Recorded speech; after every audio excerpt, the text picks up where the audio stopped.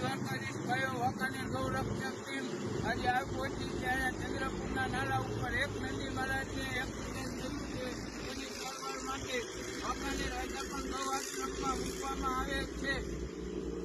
વેદના કેમ કોઈ ના જાણી,